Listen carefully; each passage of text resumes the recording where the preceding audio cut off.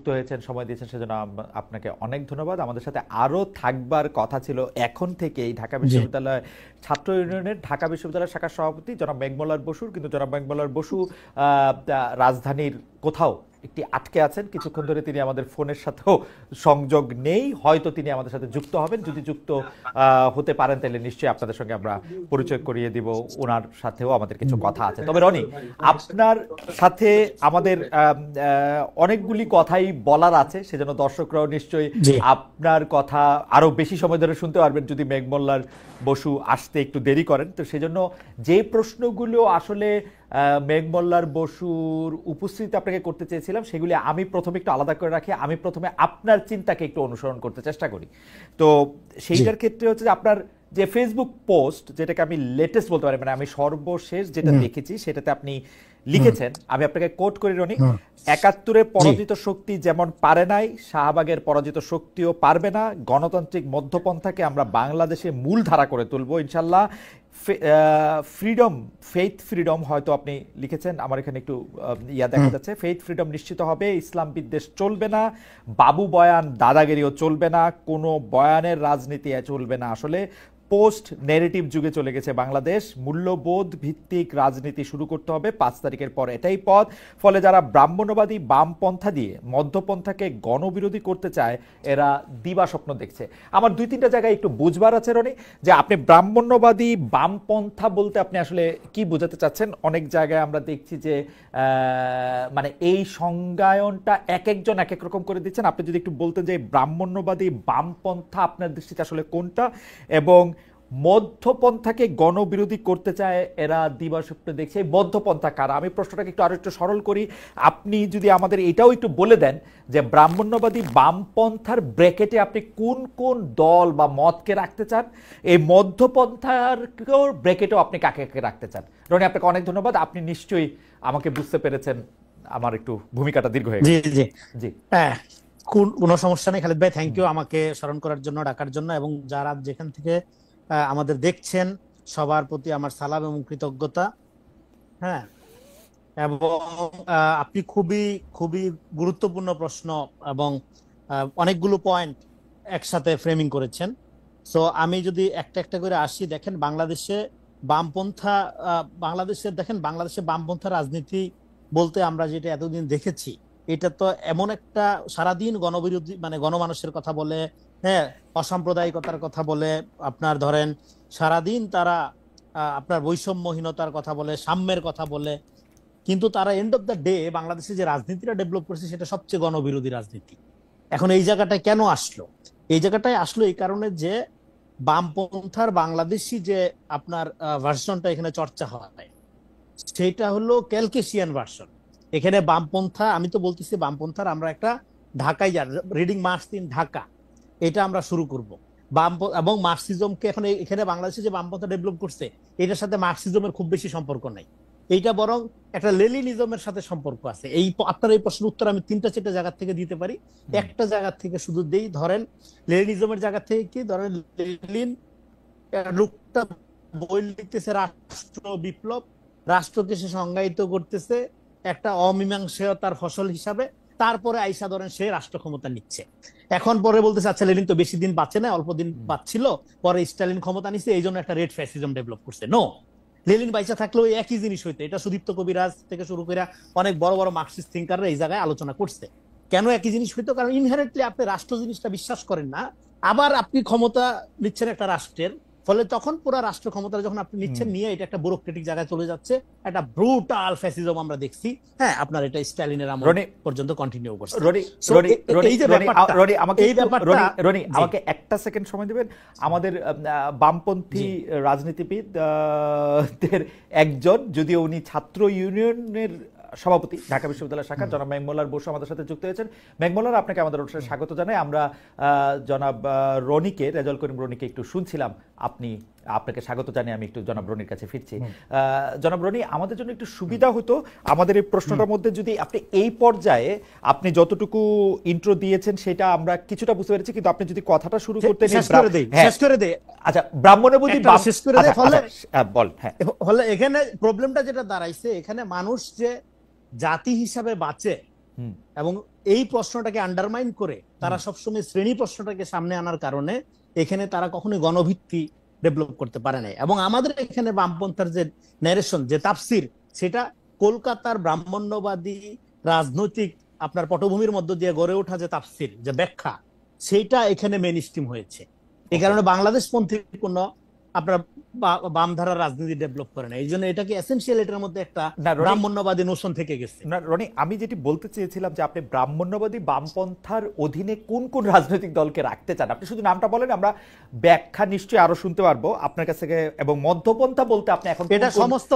কোন কোন রাজনৈতিক আচ্ছা, দলকে আপনি চিহ্নিত করতে পারেন আর কি? এখানে বাংলাদেশে বামপন্থীদেরকে আমি কোনো রাজনৈতিক দলই মনে করি না। ওকে, এগুলো কোনটার নাম বলবো? এগুলো এগুলো একটা কালচারাল পলিটিক্স করে। ওকে, এগুলো এখনো রাজনৈতিক দল বলতে যেটা বোঝায় হ্যাঁ, পাওয়ার স্ট্রাগল, হ্যাঁ, তার জন্য একটা জাতি রাষ্ট্রের ফ্রেমের মধ্যে যে লেনিনিয়ান ওই প্রবলেমের মধ্যে আটকে আছে। ওকে। এদের কাছে এখনো জাতি বড় না, শ্রেণী বড়।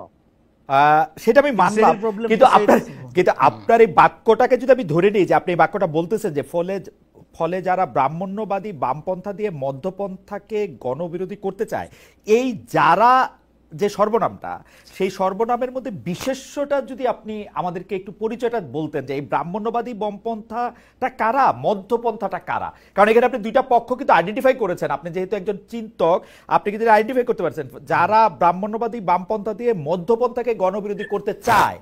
এই এই যারাটা কারা, এটা যদি আমাদের একটু বলতেন। ওকে, আই গট। এটা হলো জি। শাহবাগের পরাজিত শক্তি। ওকে, এটা স্পেসিফিক বইলা দিই, শাহবাগের পরাজিত শক্তি। এরা মনে করতেছে, দেখেন এরা সব সময় করছে কি, এরা নিজেদের কোনো রাজনীতি ডেভেলপ না করে এরা Okay. এক এক সময় এক একজনের উপর সওয়ার হয়েছে। ওকে, এরা এতদিন আওয়ামী লীগের উপর সওয়ার হয়েছে, হুম, এখন একটা ধারা মনে করছে যে এখানে বাংলাদেশে কখনোই মধ্যপন্থী রাজনীতি মূল ধারা হয় নাই, মেইন Okay. স্ট্রিম হয় নাই। যে কারণে আমাদের এখানে ডেমোক্রেসির যে ধারণাটা, এটা একটা ফ্যাসিস্ট ধারণা রয়ে গেছে। এটা ডেমোক্রেসির একটা আওয়ামীকরণ হয়েছে, মানে Okay. ডেমোক্রেসির ধারণার একটা আওয়ামীকরণ হয়েছে। Okay. ফলে এদিক থেকে আপনার প্রশ্নের সরাসরি উত্তর হলো, আমি এটা মিন করেছি যারা যারা আপনার এখানে শাহবাগী যে ইসলাম বিদ্বেষী ধারা, পার্টিকুলারলি দেখেন শাহবাগের মুভমেন্টটা, এটা কিন্তু জামাতের মুভমেন্ট ছিল না, হুম, এটা হেফাজতের মুভমেন্ট ছিল। এবং 4 তারিখে আমি একটা ইন্টারভিউ নিছিলাম হেফাজতের তৎকালীন নায়েবে আমির জুনায়েদ আল হাবিবি, এখন কি Right. পোস্টে আছে জানি না। রাইট, উনি আমাকে ইন্টারভিউতে বলছিল যে জামাতের সাথে আমাদের বিরোধ আদর্শগত, আকিদাগত।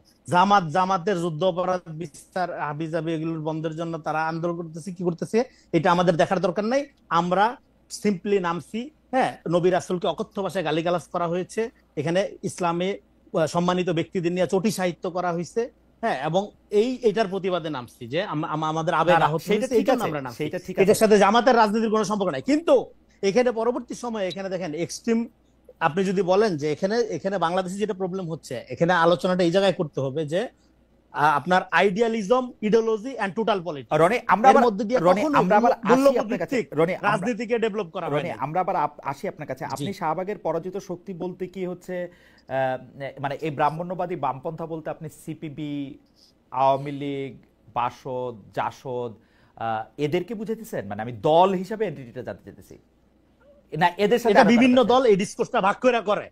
এই আচ্ছা, আমি বলি, আমি একটা ডিসকোর্সকে মিন করেছি, আমি কোনো দল মিন করি নাই। দল মিন কিন্তু করে এই নাই। ডিসকোর্সটা, এই তর্ক, এই এই যারাটা ডিসকোর্সটা হচ্ছে নানা যে- দল ভাগ করে ওকে, করে ওকে, রাজনীতি। ওকে, ফাইন। আপনি এটা আবার আরেকটু ব্যাখ্যা করেন। আর মধ্যপন্থাকে যারা গণবিরোধী করতে চাচ্ছে, এই মধ্যপন্থারা কারা?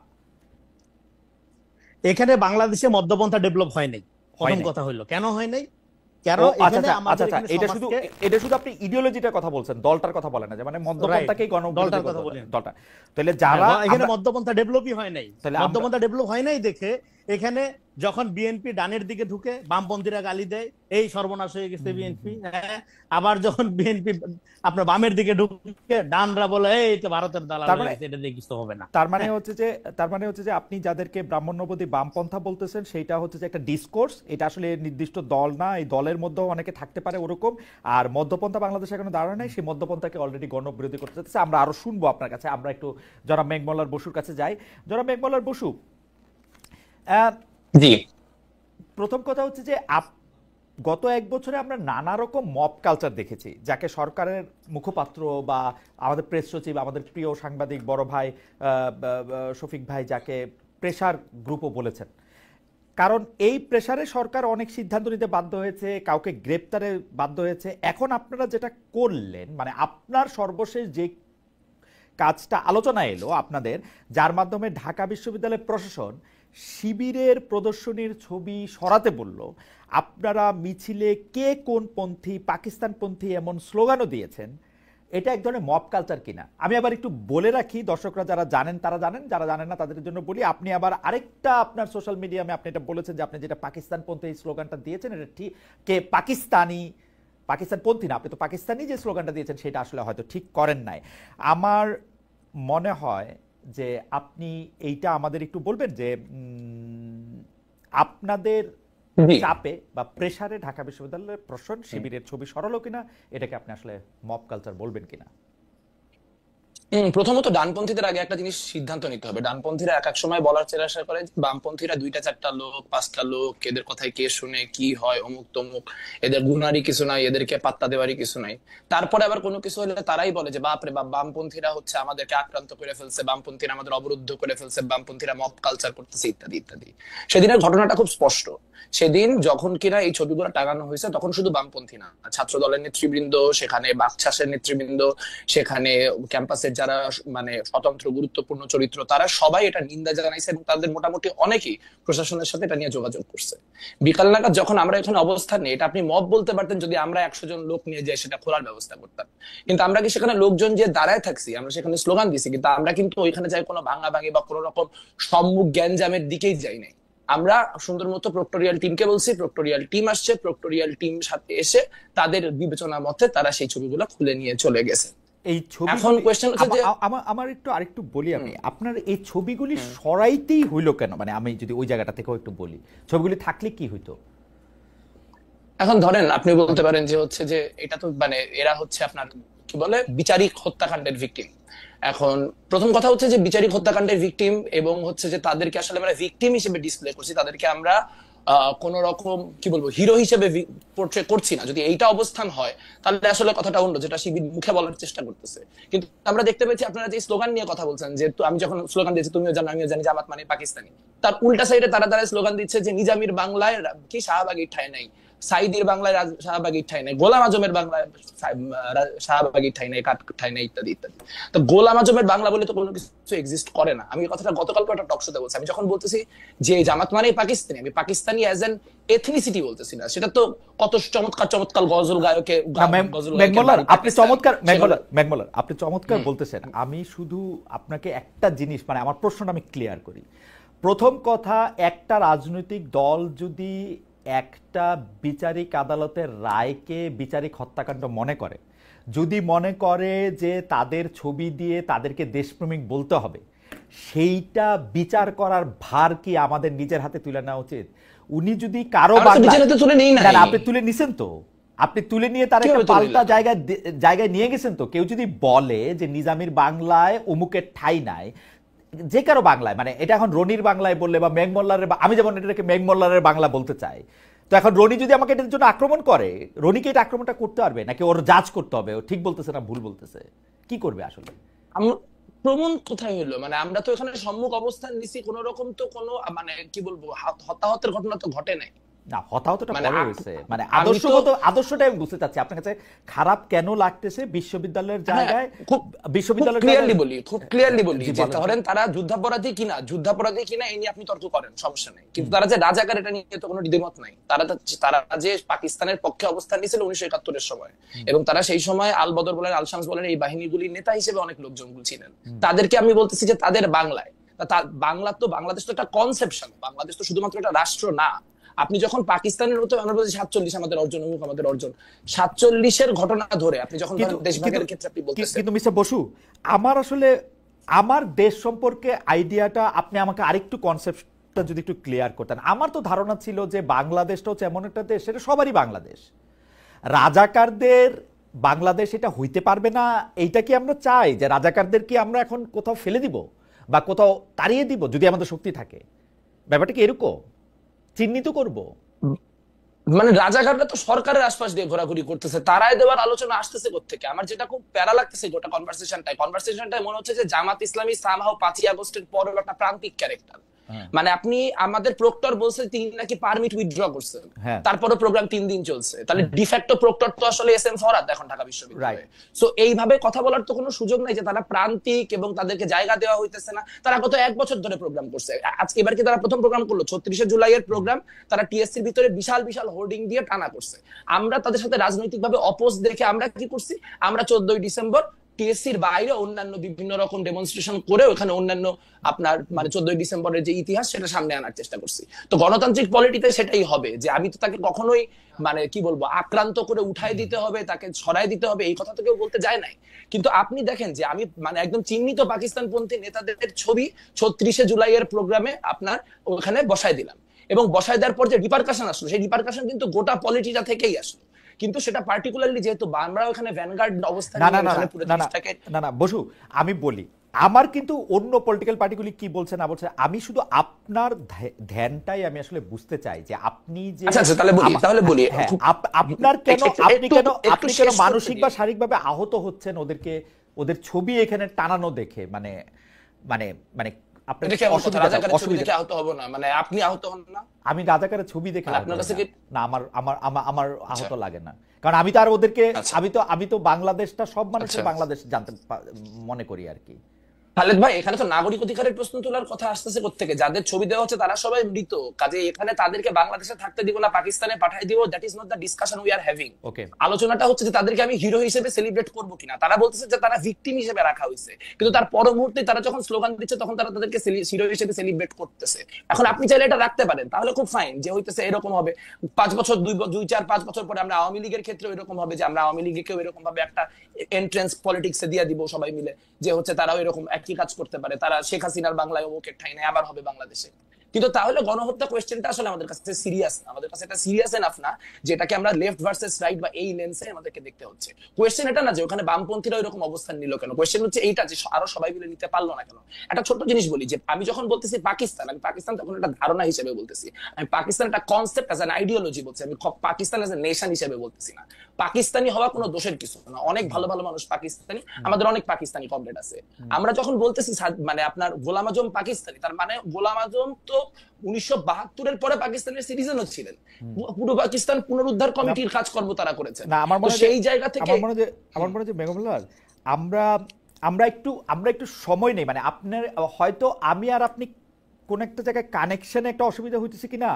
আমার কাছে মনে হয় যে আপনি বাংলাদেশে আইন আদালত আছে, পাশাপাশি বাংলাদেশে রাজনৈতিক কর্মকাণ্ডও চলবে, রাজনৈতিক দলগুলিও থাকবে, কিন্তু একটা রাজনৈতিক দল আরেকটা রাজনৈতিক দলের বিশ্বাসকে বা তার ইডিওলজিকে আপনি কাউন্টার করার জন্য ওইখানেই সশরীরে দাঁড়ায় এই প্রতিবাদটা করবেন কিনা, এবং এই প্রতিবাদটা আসলে সেই জায়গায় যদি বিশ্ববিদ্যালয়ের কর্তৃপক্ষ স্টেপই না করতো তাহলে এটা আরো একটু খারাপ জায়গায় যাইতো কিনা, আমি ওইটা বুঝতে চেষ্টা করতেছি যে আপনার মনটা।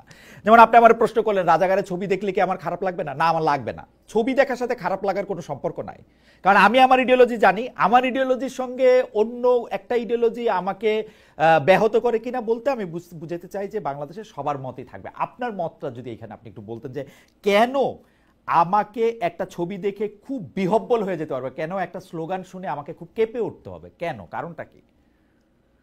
কারণ এখানে আমরা খুব স্পষ্টত দেখতে পাচ্ছি 24-এর যে অভ্যুত্থান, সেই 24-এর অভ্যুত্থানকে নানান ফর্মে 1971-এর কাউন্টার হিসেবে জামাত শিবির দাঁড় করানোর চেষ্টা করতেছে। এটা কোনো আইসোলেটেড ইনসিডেন্ট না, এই ইনসিডেন্ট গুলা বারবার করে ঘটতেছে, মুখপত্রে বারবার করে লেখা হচ্ছে যে জামাত হচ্ছে কি কিছু মুসলমান ভুল বুঝে মুক্তিযুদ্ধে অংশগ্রহণ করছিল, সেই জায়গাটা নিয়ে আবার যখন যথেষ্ট চাপ আসতেছে তারা সেখান থেকে সরে যাচ্ছে। মানে এই সোহরাওয়ার্দী উদ্যানে একটা প্রোগ্রাম করার সুযোগ পাইছে, প্রোগ্রাম করা শেষেই প্রথম কথা বলছে যে 7ই মার্চেও এত লোক হয় নাই সোহরাওয়ার্দী উদ্যানে যে পরিমাণ লোক হয়েছে। এখন মুক্তিযুদ্ধের বিরুদ্ধে অবস্থান নিয়ে যদি আপনারা গণ্যমান্য ব্যক্তি আপনারা যদি সিদ্ধান্ত নেন যে বাংলাদেশে জামাত ইসলামী মুক্তিযুদ্ধের বিরোধিতা করলেও রাজনীতি করতে পারবে, রনি ভাই আছে, রনি ভাই অনেক পোস্ট মডার্নিজম, মুক্তমুখ, লেনিনিজম নানান কিছু দিয়ে ব্যাখ্যা দিতে পারবে যে হ্যাঁ মুক্তিযুদ্ধ বিরোধী অবস্থান নিয়ে বাংলাদেশে রাজনীতি করা যাবে, ফাইন, সেটা আপনাদের পলিটিক্যাল অবস্থান, এটা আমাদের পলিটিক্যাল অবস্থান না। আমাদের পলিটিক্যাল অবস্থান হচ্ছে ছাত্র শিবির নতুন প্রজন্মের, তারা যদি রাজনীতি করতে চায়, তারা যদি বাংলাদেশে অন্য সবার সাথে মিলে রাজনীতি করতে চায়, ওয়েল অ্যান্ড গুড। আমরা 24 অভ্যুত্থানের মধ্য দিয়ে আসছি, আমরা চাই নাই যে পুরানো যে মানে গ্যাঞ্জামগুলো সেই গ্যাঞ্জামগুলো ফিরে আসে, কিন্তু তারা যদি বারবার করে মুক্তি মুক্তিযুদ্ধের ব্যাপারটাকে ট্রিগার করার চেষ্টা করে, তাহলে আমরা ট্রিগার্ড হব। এবং আপনি কনস্ট্যান্টলি ট্রিগার করার চেষ্টা করে কেউ ট্রিগার্ড হলে তখন ভিকটিম প্লে করবে, এটা হইতে পারে। ওকে, মেঘমল্লার বসু তার অবস্থান পরিষ্কার করেছেন। আমরা একটু আবার রেজাল করিম রনির কাছে যাই এই বিষয়টি একটু বোঝার জন্য। জনাব রেজাল করিম রনি, আপনি নিশ্চয়ই খেয়াল করেছেন যে শিবির তার রাজনৈতিক বক্তৃতায় হোক, আমাদের সাথে কথা বলার সময় হোক, তারা সবসময় এটা বলে যে তাদের প্রজন্মের বেশিরভাগই বা সবাই ৭১ পরবর্তী, সুতরাং তাদেরকে রাজাকার ট্যাগ দেওয়া, তাদেরকে রাজাকার বলা, পাকিস্তানপন্থী বলা এগুলি আসলে ঠিক না। কিন্তু তারা যখন কাউকে হিরো নির্বাচিত করতেছে, সেই হিরো নির্বাচিত করতেছে তাদের যারা আসলে বাংলাদেশে অভ্যুদয়ের সময় মানে ওপেনলি বাংলাদেশের বিপক্ষে অবস্থান নিছে, যেইটাকে আপনি খুব সুন্দর কয়েন করছেন যে জামাত সারা জীবন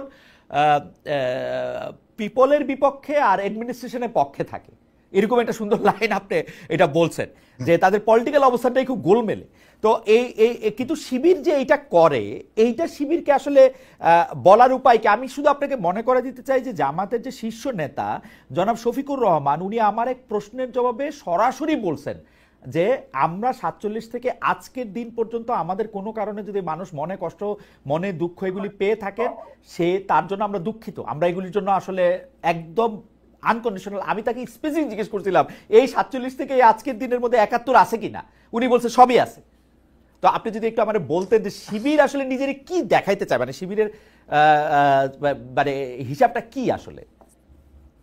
আচ্ছা দেখেন, আমি আপনার একটু আগের আলোচনাতে আসি। দেখেন, জামাত শিবির এখানে রাজনীতি করবে কি করবে না, এটা অন্য কারো শর্তের মাধ্যমে সে করবে না, অন্য কেউ শর্ত দিতে পারবে না, সে তো আর মতো করে তার একটা জায়গা আছে। দেখুন এখানে আপনারা যে লম্বা আলোচনাটা করলেন, এখানে আমার মনে হয় একটা জায়গা মিসিং আছে, সেটা হলো যে কোশ্চেন অফ টলারেন্স। আপনি এটাই বুঝাইতে চাচ্ছিলেন আমার মনে হয়, যদি আপনার আলোচনাটা আমি বুঝে থাকি। যে ধরেন জামাত শিবির একটা ইতিহাসের রং সাইডে রাজনীতি করে, in the wrong side of হিস্ট্রিতে দাঁড়ায় রাজনীতি করে ধরেন, এবং এই ব্যাপারে সে তার কোনো স্পষ্ট পজিশন নেই, সে ক্লিয়ার করে না। হ্যাঁ, আমি পুরা ডিসকোর্সটাই বলতেছি, ধরেন জামাত শিবির দুইটা মিলে, দুটাকে আলাদা না করে যদি বলি, তো হোয়াটস রং উইথ দ্যাট? এটা সে করতে পারবে না? এটা সে ডেফিনেটলি করতে পারবে, এবং এর জাজমেন্ট পিপল দিবে। পিপল এটা গ্রহণ করবে কি করবে না, এই দায় পিপলের উপর ছেড়ে দেবে। কিন্তু আপনি যেটা করছেন, আপনি টলারেন্সের কোনো কালচার চর্চা করছেন না। আমি বলি যে বাংলাদেশে টলারেন্সের কালচারটা নষ্ট করছে কিভাবে? নষ্ট করছে এরকম ফ্যানাটিক ইডিওসেন্ট্রিক লোকগুলো। কিভাবে তারা নষ্ট করছে? দেখেন, একটা সমাজে টলারেন্সি ফার্স্ট দেন ডেমোক্রেসি। আমাদের সমাজে ডেমোক্রেসি কেন আসে নাই? কারণ আমরা জাজমেন্ট করি একটা লোককে আমার ইডিওলজির সাপেক্ষে।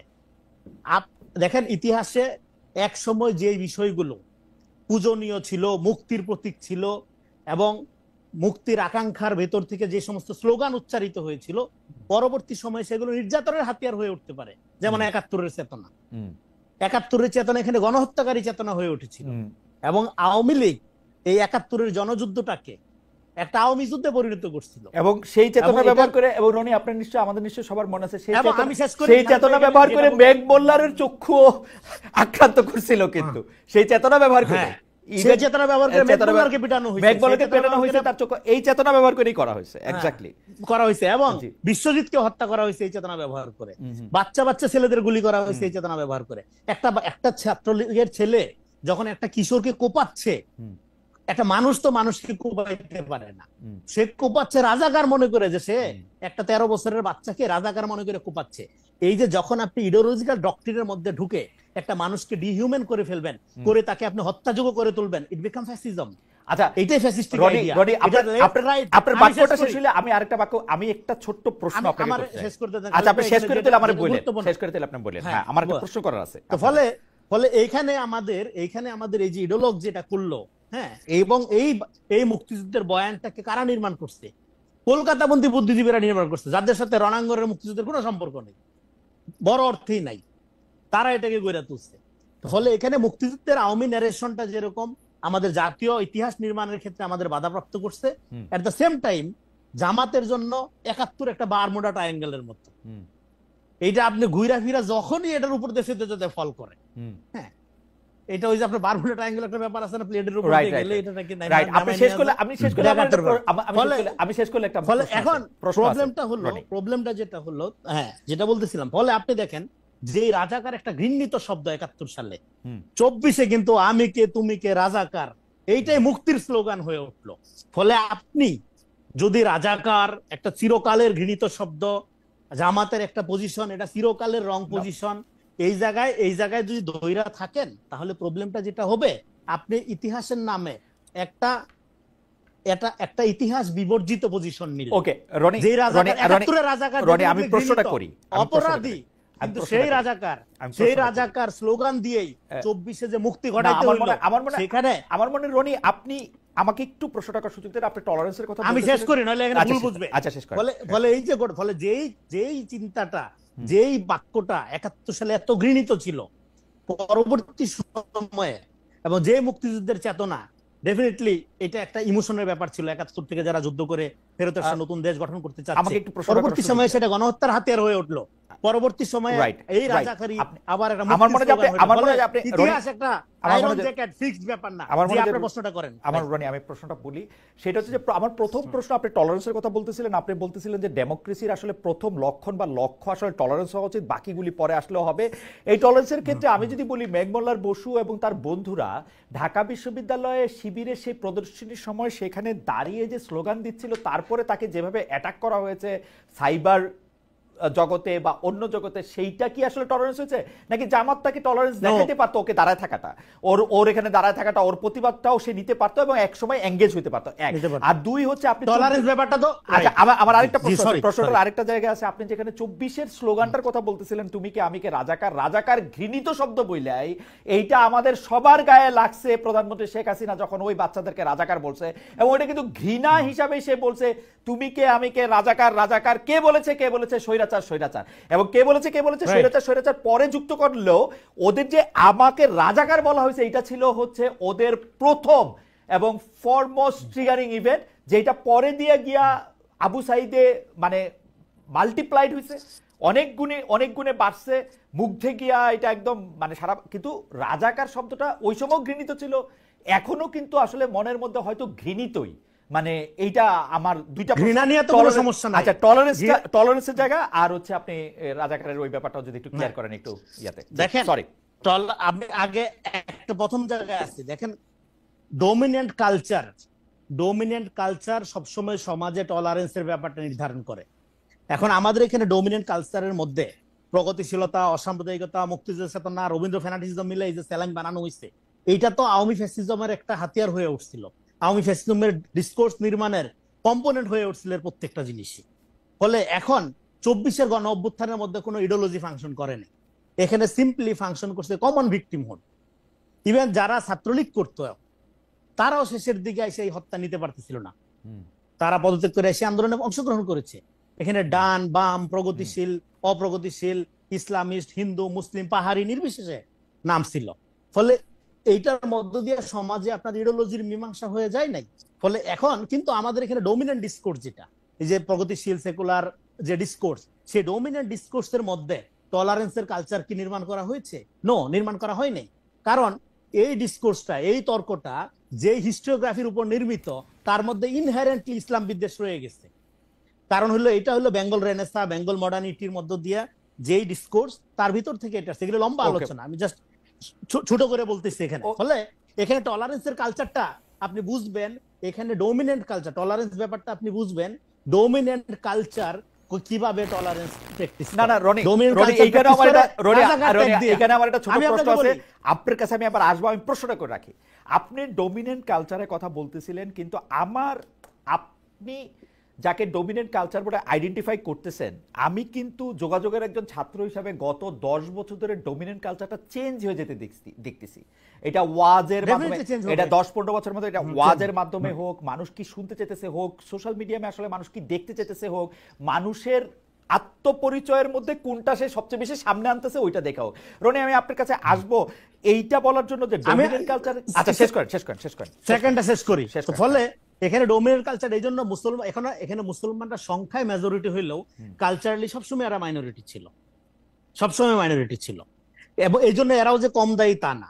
ফলে এখন মুসলমানদেরকে বা ইসলামী ধারাকে আপনি যদি রাইটিং হিসাবে আপনি আখ্যায়িত করেন, এটা খুবই ডেঞ্জারাস হবে, মানে এটা রং আইকনিং হবে। কারণ আপনার রাইট উইং এর আইডিয়া ফরাসি বিপ্লবের সময় একরকম ছিল, এটা এক এক সময় এক এক রকম থাকে। আপনি ট্রাম্পকেও ধরেন অনেকে রাইট উইং বলে, হ্যাঁ, কিন্তু ট্রাম্প তো একটা ডেমোক্রেটিক প্রসেসের মধ্যে দিয়ে ইলেক্টেড আপনার এবং সে চাইলে যা খুশি তা করতে পারে না, কারণ ডেমোক্রেসির একটা প্রাতিষ্ঠানিক ওকে, ব্যাপার আপনি আছে। একটু ফলে শেষ যাই হোক, করেন যদি এখন শেষ করেন। হ্যাঁ শেষ করে ফলে এখন দেখেন আপনি যেটা বললেন যে রাজাকার শব্দটা এটা যে ঘৃণিত, হ্যাঁ সেই ঘৃণার শব্দটা, সেই ঘৃণিত শব্দটা উচ্চারণ করার মধ্যে দিয়ে মুক্তির দ্বার যে ওপেন করলো, তার মানে কি একটা শব্দের মিনিং চেঞ্জ হইতে পারে, ব্যবহার চেঞ্জ হইতে পারে, এটার ব্যবহার একই রকম থাকে না সবসময়। ফলে এখন আমাদের এখানে একাত্তরের ইতিহাসটা তো নির্মাণ করা হয়নি, একাত্তরের ইতিহাসটা এটাকে একটা আওয়ামী ইতিহাসের জায়গায় রেখে দেওয়া হয়েছে, যে কারণে ৭১ নিয়ে এখনো পর্যন্ত ঝগড়াঝাটি হয়। এটা একটা পিপল হিস্ট্রির মধ্যে যারা ইতিহাসের রং সাইডে রাজনীতি করছে তাদের অবস্থান ইতিহাসে নির্ধারিত। ওকে, তাদের অবস্থান ইতিহাসে নির্ধারিত, এটা বিতর্কের বাইরের জিনিস থাকা উচিত। ফলে এখন আপনি যখন বারবার এই জিনিসটাকে আনার মধ্য দিয়ে আপনি যেটা করেন, এখানে সমাজে আমরা যেটা বলি যে 24 তারিখের পরে কি হবে, রাষ্ট্র হবে ভ্যালু বেস, ইডিওলজি থাকবে সমাজে, আপনি ডান হন, আপনি বাম শেষ হন, করে দেন যাই হন, রনি, এই পর্যায়ে আপনি শেষ করে দেন।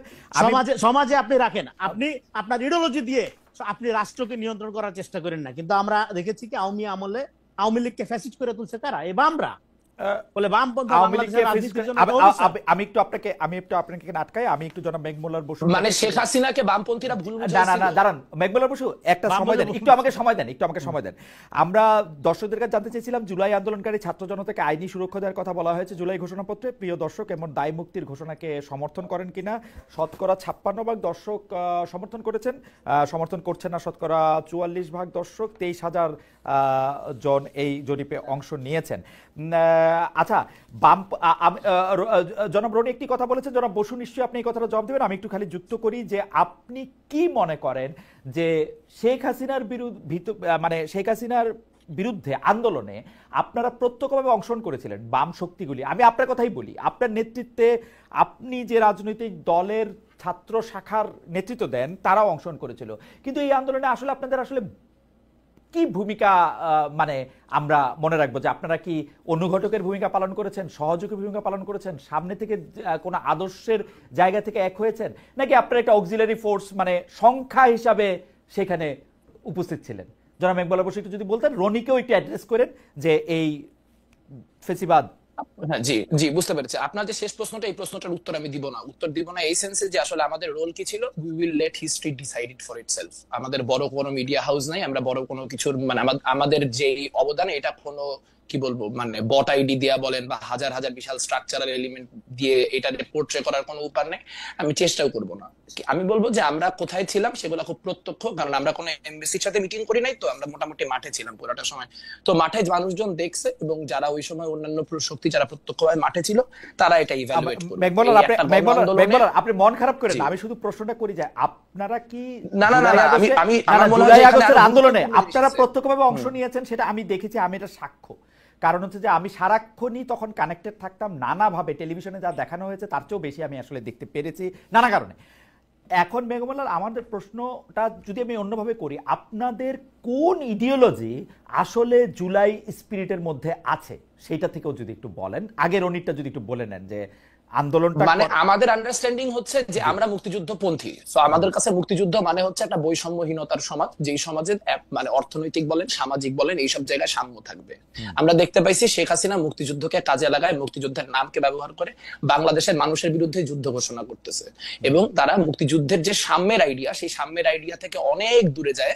মুক্তিযুদ্ধ ব্যাপারটাকে একটা first class citizenship, second class সিটিজেনশিপের মতো করে হচ্ছে কিছু সার্টিফিকেট ধারীর জন্য একটা আলাদা ব্যবস্থা করে দিচ্ছেন, এবং তার মধ্যে দিয়ে বাংলাদেশে যে একটা বৃহত্তর যুব সমাজ, সেই যুব সমাজ তার যে কর্মসংস্থানের জায়গা, সেই কর্মসংস্থানের জায়গা থেকে ব্যাহত হচ্ছে। তো আমরা আমাদের প্রো লিবারেশন যে অবস্থান, আমাদের যে প্রো 71 অবস্থান, সেই প্রো 71 অবস্থানের জায়গা থেকে আমাদের কাছে মনে হয়েছে যে জুলাইয়ে অংশগ্রহণ করা আমাদের জন্য খুব জরুরি। 5ই আগস্ট 36শে জুলাই যে ঢাকা বিশ্ববিদ্যালয় থেকে যে বিশাল জমায়েত আসছিল, ওই জমায়েতের সামনে আপনারা দেখবেন এখনো টেলিভিশনে করলে একটা বড় ব্যানার ছিল। ওই ব্যানারের উপরের স্লোগানটা আমার কয়েন করা আর কি, সেটা হচ্ছে স্বৈরাচারের হয়নি পতন, মুক্তিযুদ্ধ হয়নি শেষ, গর্জে ওঠো বীর জনতা, গর্জে ওঠো বাংলাদেশ। এখন ওইটা দ্রোহযাত্রার ব্যানার ছিল, পরবর্তীতে ওই ওই বড় মিছিল সেই ব্যানারটা সামনে ছিল। আওয়ামী সো লীগের দ্যাট ওয়াজ হাত, আওয়ার আন্ডারস্ট্যান্ডিং। আওয়ামী লীগের হাত বামপন্থী, আওয়ামী লীগের ফেসিবাদী হাত এটা একটু আমি বলতে চাই, এটা আমি একটু বলতে চাই, জি আমি বলেন, প্রশ্নটা জি বলেন, বুঝেছি। জি বলেন। সেটা হচ্ছে যে আচ্ছা, কয়েকটা জিনিস খুব ক্লিয়ার হওয়া দরকার। যে বিশ্বজিৎ হত্যাকাণ্ড 2012 সালে ঘটছে, শেয়ার বাজার কেলেঙ্কারি 2012 সালে ঘটে গেছে, সাগর রুনি হত্যাকাণ্ড 2012 সালে ঘটে গেছে। 2013 সালের আগ পর্যন্ত শেখ হাসিনা একজন খুব ভালো মানুষ, সে ভালোর মতো চালাচ্ছিলেন, তার কোনো কিছু ছিল না। তারপর কিছু দুষ্টু বাম তার মাথায় কিছু খারাপ বুদ্ধি দিলেন, তারপর তাকে ভুল বোঝানো হইলো। এটা আসলে খুব কি বলবো, খুব চটকদার ন্যারেটিভ, কিন্তু রিয়ালিটির সাথে সম্পর্ক খুবই কম। যেই দলগুলিকে আপনি গণজাগরণ মঞ্চে থাকার জন্য কোট আনকোট অ্যাকিউজ করতে পারেন, সিটিভি বলেন, বাসদ বলেন, এগেন এই পলিটিক্যাল পার্টিগুলি আমি করি না, এই পলিটিক্যাল পার্টিগুলির অসংখ্য পজিশন নিয়ে আমি, মানে আপনি যদি আমাকে ক্রিটিক করতে রাখেন, বামপন্থীদের ক্রিটিক করার জন্য আমি সারাদিন বসে করতে পারবো, খুব আনন্দ নিয়ে করতে পারবো। কিন্তু সিপিবি বলেন, বাসদ বলেন, বা অন্য কোন দল বলেন বামপন্থীদের মধ্যে, জোটের দলগুলা বাদে, ওয়ার্কার্স পার্টি জাসদ বাদে, কিন্তু 2014 ইলেকশনকে ভ্যালিডেট করার জন্য যায় নাই। তারা কিন্তু 2014 ইলেকশনে অংশগ্রহণ করে নাই।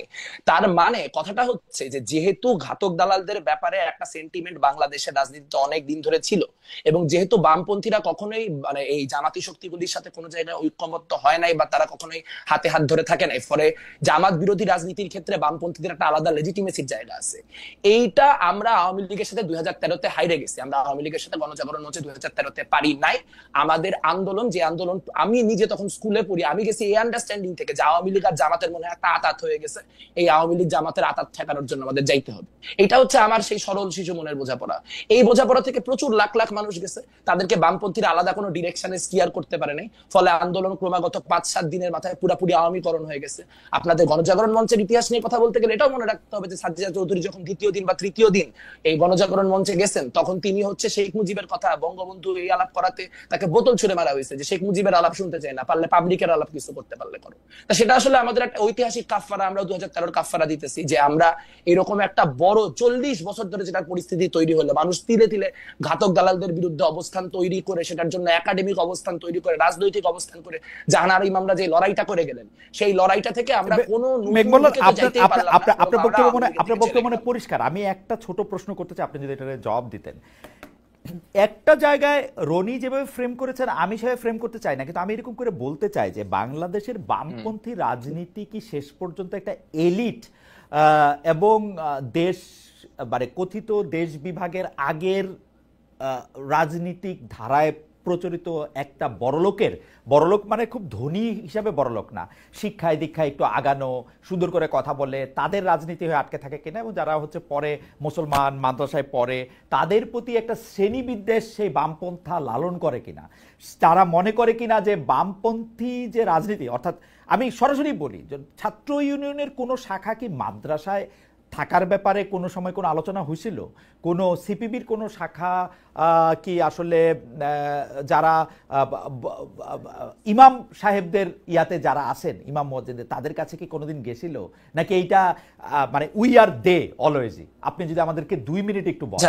হ্যাঁ, জি জি, কমিউনিস্ট পার্টির বিষয়ে যে আলোচনাটা, সেই কমিউনিস্ট পার্টির বিষয়ে আলোচনা আপনি আমাদের কাছ থেকে জিজ্ঞেস করেন। ছাত্র ইউনিয়ন বিষয়ে আমরা 2020-21 দিকে কয়েকটা মাদ্রাসায় প্রাইমারি কিছু কাজ করার কথা ভেবেছিলাম, কিন্তু মুশকিল হচ্ছে যে মাদ্রাসায় আমি ঢুকতে চাইলেও মাদ্রাসায় আমি কেন, যেই মাদ্রাসায় শিবির মনে করেন ফাংশন করে, ওই মাদ্রাসা অন্য কোনো ইসলামিক সংগঠনে ঢুকতে পারে না। সেখানে হইতেছে বামপন্থী ঢুকাতে অনেক পরের কথা। আর এখানে বসে রনি ভাই বুঝায় যে ইনটলারেন্সের কালচার প্রাইমারিলি এস্টাবলিশ করছে হচ্ছে লিবারালরা, যারা হচ্ছে কালচারাল এলিট। একটা কথার উত্তর দেওয়া খুব জরুরি। এখন অবশ্যই আমাদের মাদ্রাসায় ঢুকতে হবে, মাদ্রাসায় এবং ক্যাডেটে ঢুকতে না পারলে সামনের দিনে বামপন্থী ছাত্র রাজনীতি নাই। কারণ যারা মাদ্রাসার শিক্ষার্থী তারা সব থেকে বেশি বঞ্চিত, তারা সব থেকে বেশি নিগৃহীত। কিন্তু আমি আপনাকে 2টা পয়েন্ট বলতে চাই। একটা পয়েন্ট হচ্ছে যারা সারাদিন মাদ্রাসার শিক্ষার্থীদেরকে রাজনৈতিক গুটি হিসেবে ব্যবহার করেন, গত মানে 5ই আগস্টের পর থেকে 4টা আলাদা আলাদা মাদ্রাসার শিক্ষার্থী তাদের যে মাদ্রাসা, সেই মাদ্রাসায় মারা গেছেন, অর্থাৎ এবং তার প্রত্যেকটা ক্ষেত্রেই তাদের গায়ে আঘাতের চিহ্ন পাওয়া গেছে, অর্থাৎ 4 জন মারাই গেছেন। তাহলে বাকিদের অবস্থা চিন্তা করেন। আপনি কি এই সংগঠনগুলিকে যারা সারাক্ষণ মাদ্রাসা শিক্ষার্থীদেরকে নানান রকম ভাবে পলিটিক্যালি টুল হিসেবে ইউজ করার চেষ্টা করে, তাদেরকে দেখছেন এর বিরুদ্ধে কথা বলতে? আমি কিন্তু এরকম একটা মানববন্ধনে যায় দাঁড়াইছি, সেটা খুবই সামান্য, আমাদের সাংগঠনিক কাছে সব জায়গায় বাড়াইতে হবে সেটাও সত্য, কিন্তু যাদেরকে আপনি বলতেছেন যে এরা এদের পক্ষে, এরা যেন বা হচ্ছে রাইট উইঙ্গাররা এদের পক্ষে, তাদেরকে কি কখনো আপনি দেখছেন মাদ্রাসার চলমান যে সংকটগুলি, সেই সংকটগুলিকে অ্যাড্রেস করতে? দেখেন নাই। একটা ছোট্ট কথা বলি, আমি এই ফ্রেমওয়ার্কের সাথে একমত না। মানে আমার মনে হয় রনি ভাই এখন যেটা করতেছেন সেটা হচ্ছে উনি গ্রীষ্মকালে শীতকালের ওয়াজ করতেছেন। উনি যদি মানে আওয়ামী লীগ কথাগুলি, জি 1 মিনিট নেন, 1 মিনিট নেন। আচ্ছা, সেটা হচ্ছে বাংলাদেশের সব থেকে বড় সোশ্যাল ইনফ্লুয়েন্সার হচ্ছে এই মুহূর্তে আল্লামা পিনাকি ভট্টাচার্য এবং দ্বিতীয় হচ্ছে ইলিয়াস আপনি তার হোসেন। নামটা তারা দুইজনের কেউই, তার নামটা ঠিক করে আমি বলেন, মানে আপনি তো তার নামের সাথে মানে উনি তো একটা নামটা ঠিক করে বলেন, সেজন্য আমি বলতেছি। ঠিক আছে, আপনি জানেনই, আমি তো মানে এটা আরেকবার করার তো দরকার নেই। আচ্ছা ঠিক আছে, আচ্ছা ঠিক জানলাম, আছে, কিন্তু পিনাকি ভট্টাচার্য এবং ইলিয়াস হোসেন। মানে আচ্ছা বলা দরকার। ঠিক আছে, ওকে ওকে ওকে জি, ওকে, পিনাকি জি। ভট্টাচার্য এবং ইলিয়াস হোসেন। আচ্ছা ফাইন, বাংলাদেশে গত 11 মাসে ঠিক কি কি হয়েছে? আপনি যখন বলতেছেন যে বাংলাদেশের প্রধান কালচারাল প্যারাডাইম হচ্ছে আপনার এই মানে লেফট লিবারাল আইডিওলজিক্যাল জায়গা, গত 11 মাসে কতগুলা জায়গায় লালনের গান বন্ধ করা হয়েছে, গত 11 মাসে কতগুলি জায়গায় মাজার ভাঙা হয়েছে, গত 11 মাসে কতগুলি জায়গায় মব জাস্টিস তৈরি করে নানান রকম অবস্থান তৈরি করে মানুষের পোশাক নিয়ে মানুষকে পুলিশ করা হয়েছে।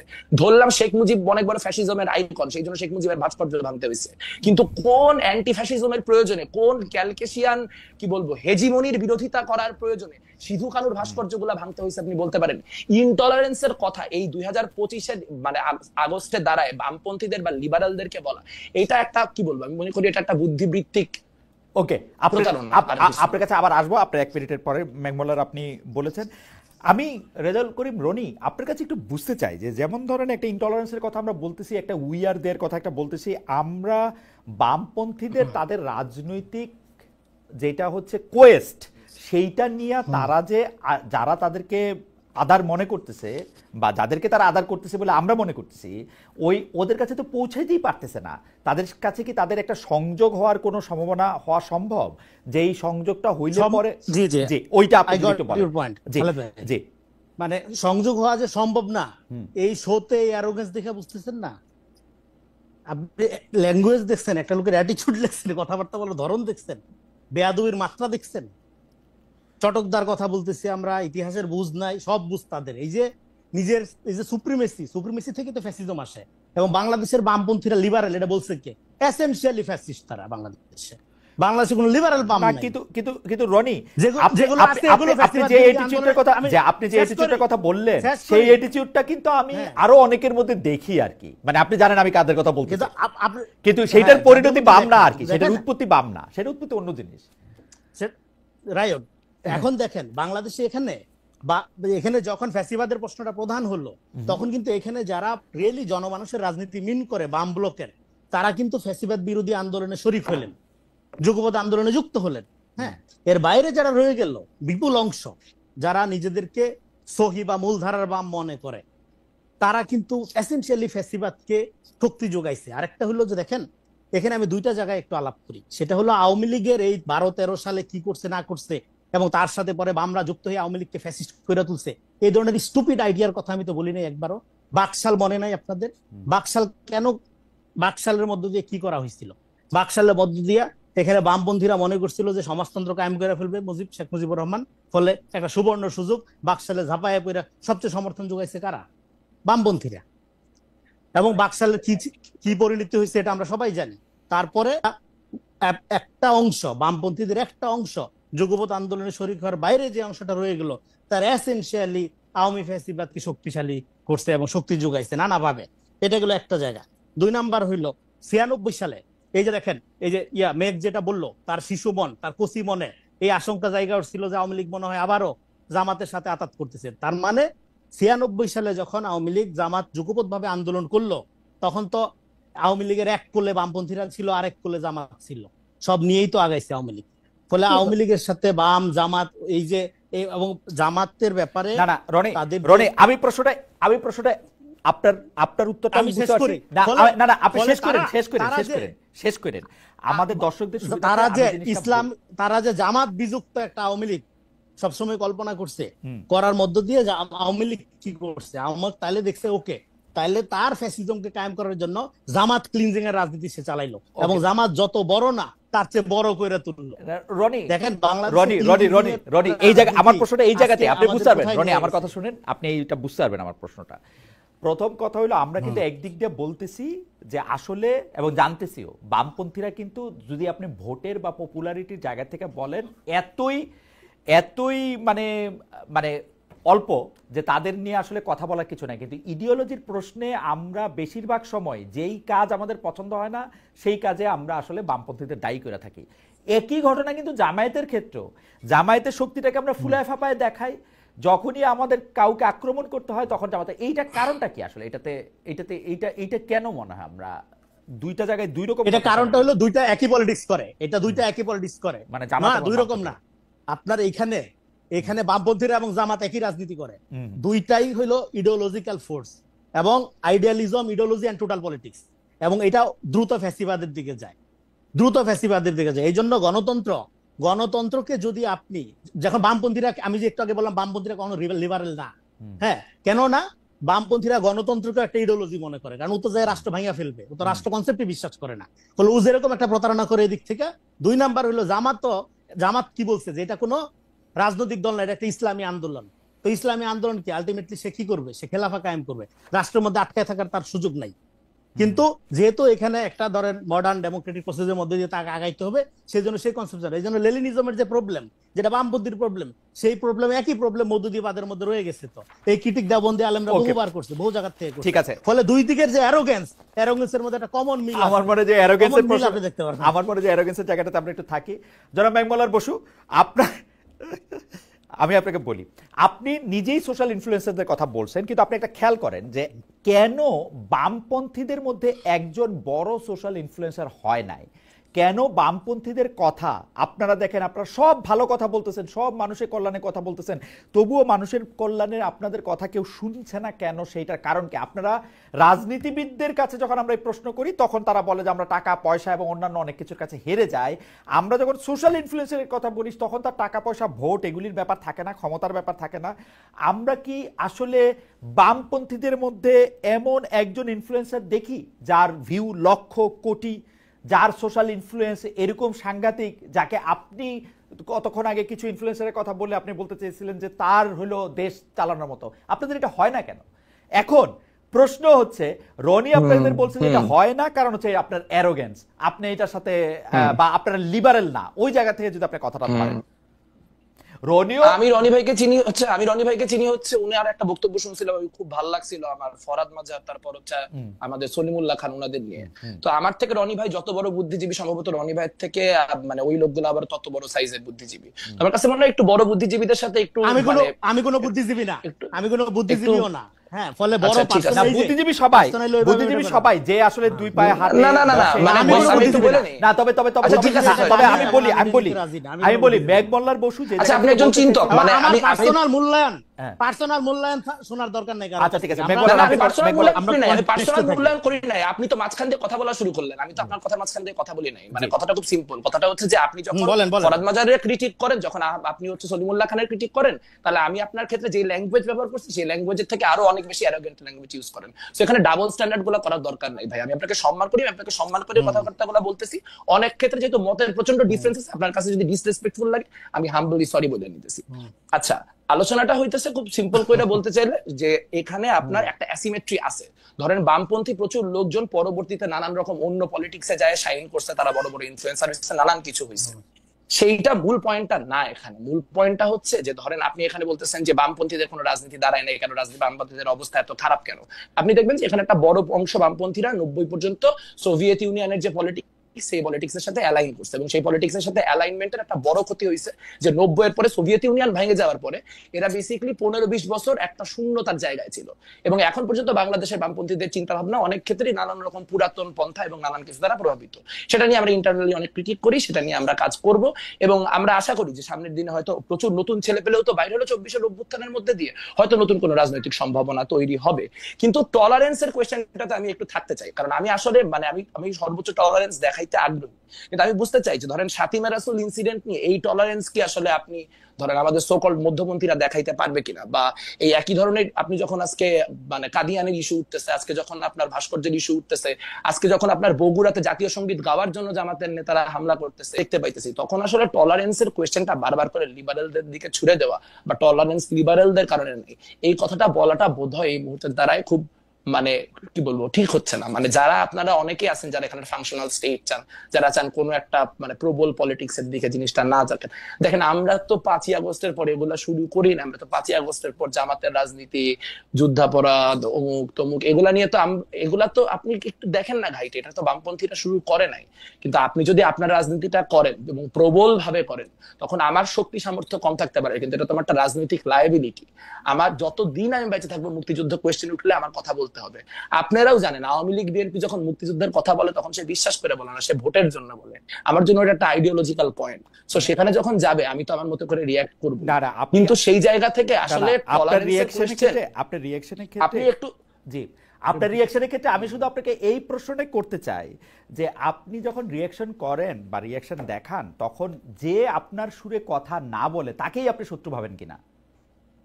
মানে সুরটা আলাদা হইলেই না না, আমি তো ইসলামিক শাসনতন্ত্র সাবস্টেন্সের জন্য না না না না মানে মানে অবশ্যই না, অবশ্যই না, অবশ্যই না। মানে আমি এখানে ইসলামী শাসনতন্ত্রের যেই যারা রাজনীতি করছে ক্যাম্পাসে তাদের সাথে আমার যথেষ্ট পরিমাণে সুসম্পর্ক আছে। ইসলামী শাসনতন্ত্র ক্যাম্পাসে রাজনীতি করে ইসলামপন্থী আরো অনেক রাজনৈতিক দল রাজনীতি করে। রাজনীতি ইসলামপন্থী থাকবে, বামপন্থী থাকবে, মধ্যপন্থী থাকবে, সবাই থাকবে, সেটা কোনো সমস্যা না।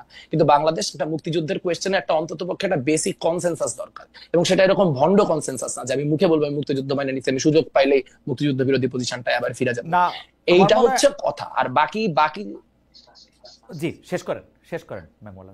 বাকি আপনি বলেন না। আমার তো আওয়ামী লীগের বয়ানের মুক্তিযুদ্ধের বিরুদ্ধে 1000টা কথা বলতে কোনো আপত্তি নাই। মানে আমি সিরাজ শিকদারের অবস্থান কি ছিল, কর্নেল তাহেরের অবস্থান কি ছিল, এখানকার তরিকতি মুসলমানদের অবস্থান কি ছিল, ইসলামকে মুক্তিযুদ্ধের সামনে কেমনে প্লেস করা হয়েছে, সেই যাবতীয় ক্রিটিক্যাল আলোচনা নিতে আমি 100 আগ্রহী। বসু একটু দাঁড়ান। আমি রনি আপনার কাছে জানতে চাই যে যেমন ধরেন আওয়ামী বয়ানে মুক্তিযুদ্ধ এবং আওয়ামী বয়ান ছাড়া মুক্তিযুদ্ধ এরকম কোনো কিছু আসলে এক্সিস্ট করে কিনা? মানে মুক্তিযুদ্ধের বয়ানটা কি আওয়ামী বয়ানেই গিয়ে ঠেকে আমাদের শেষ পর্যন্ত? আমরা কি আওয়ামী বয়ানের বাইরে, মানে আমি আওয়ামী লীগ করি না কিন্তু আমি মুক্তিযুদ্ধের জায়গা থেকে আমার কিছু ইডিওলজি আছে, এটা কি আমি বলতে পারবো? শোনেন, যে কোনো জনগোষ্ঠীর মধ্যে একটা হিস্ট্রিসিটি থাকে, সেই হিস্ট্রিসিটিটা আওয়ামী লীগ নষ্ট করছে, ফলে আমাদের জাতীয় ইতিহাস লাগবে। 24-এর পর এই কথাটা আমি বারবার বলছি। হ্যাঁ, কিন্তু মুশকিলটা হলো আমরা যখন ইডিওলজির বেসিসে মানুষকে মূল্যায়ন করি, তখন আপনার ইডিওলজির বাইরের যিনি তাকে দ্রুতই আপনি হত্যাযোগ্য করে তোলেন। এটা হলো সবচেয়ে ডেঞ্জারাস দিক, আপনি যে ইডিওলজির সাপেক্ষে করেন। এই জন্য আমরা বলতেছি একটা ভ্যালু বেজ রাষ্ট্র থাকবে, নাগরিক ভিত্তিক রাষ্ট্রে সবচেয়ে ফ্রিডম ইন্ডিভিজুয়াল। আমি কেন বামপন্থীদের লিবারাল বলি না, কারণ তারা ডেমোক্রেসিকে একটা ইডিওলজি মনে করে। ডেমোক্রেসিকে যখন আপনি ইডিওলজি মনে করবেন, ইট বিকাম ফ্যাসিজম। হাসিনা কোনোদিনও বলে নাই যে সে ফ্যাসিস্ট। আরেকটা হলো এখানে যে উদাহরণটা দিল, দেখেন আমি একটা কনটেক্সটে ফরাদ ভাই, সলিম ভাই, আমার শিক্ষক দুইজন, তাদেরকে আলোচনা করছি এবং তাদের নাম কোথাও বিকৃত করি নাই, তাদেরকে কোনোভাবে গালিগালাজ করিনি এবং কোনো অ্যারোগেন্সি ছিল না।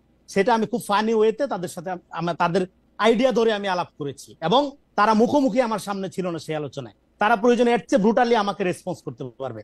আমি এখানে প্রায় মুখোমুখি একই সাথে আলোচনা করতেছি, ফলে সে যে সমস্ত শব্দ চয়ন করতেছে স্ব আলোচক হিসেবে, সে আমার অনেক জুনিয়র, সেটাও আমি বলতেছি না। সে ধরেন জাতির পিতা লেভেলের সিনিয়র, অসুবিধা নেই। হ্যাঁ, কিন্তু তার যে অ্যারোগেন্স সেটা পাবলিক দেখতেছে, এবং সে একটা অন্য প্রায় 1 বছর আগের সে আরেকটা উদাহরণটাই না আনলো। যেহেতু আমি ধরেন ওইখানে অ্যারোগেন্সি শো করছি, এই জন্য এখন আমার সাথে অ্যারোগেন্সি শো করা যায় যাচ্ছে, তাই না?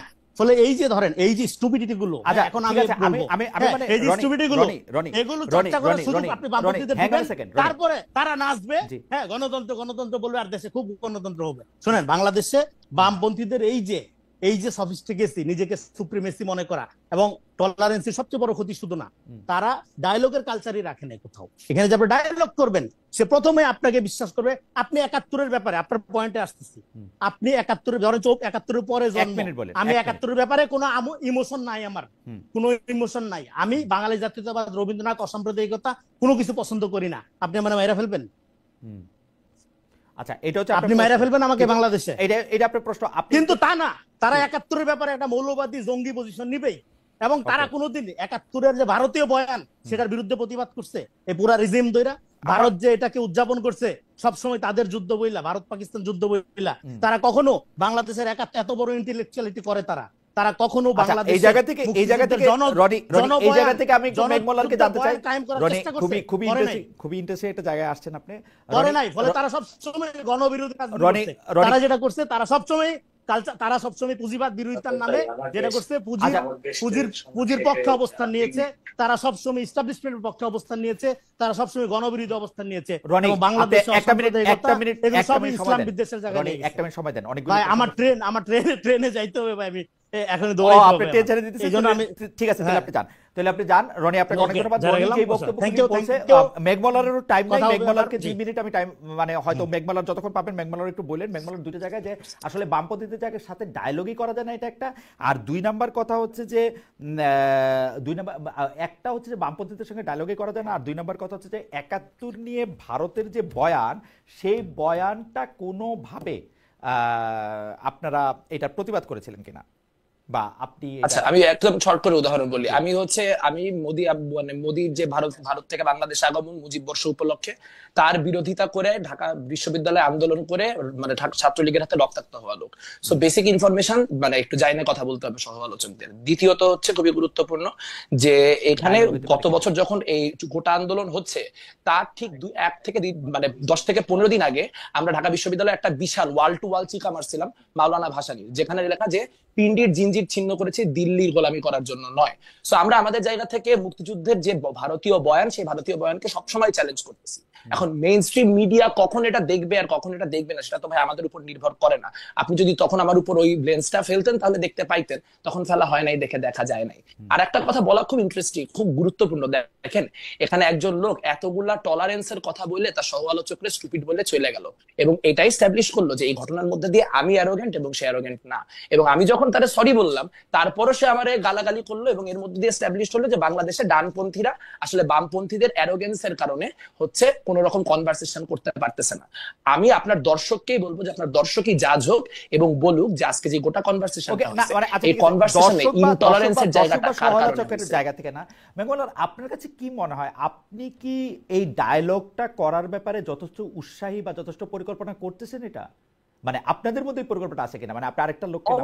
অবশ্যই মানে আলোচনা সব সময় ওয়েল অ্যাকসেপ্টেড। আমি তো এখনো এটা শেষ করে দৌড় দিয়ে আর একটা টক শোতে যাবো, যেখানে আমার শিবিরের একজন প্রতিনিধির সাথে বসতে হবে। আমাদের তো মানে আলোচনার জায়গায় আমরা সব সময় ওপেন। আমরা নিজেরাও বুঝতে চাই আমাদের যে বামপন্থা, সেটা যাতে এখানকার সাথে আরো ইন্ডিজিনাস করার জন্য কি করা যায়, 21শ শতাব্দীর সাথে আরো রেলেভেন্ট করার জন্য কি করা যায়, তার সবই আমি করতে আগ্রহী। কিন্তু এখানে বারবার করে মানে স্ক্রিপ্টটা ফ্লিপ করা হচ্ছে। ইনটলারেন্সের এই কন্ডিশন মোটেই লেফট লিবারালদের কারণে না, লেফট লিবারাল লেফট কনজারভেটিভ কারোর জন্যই।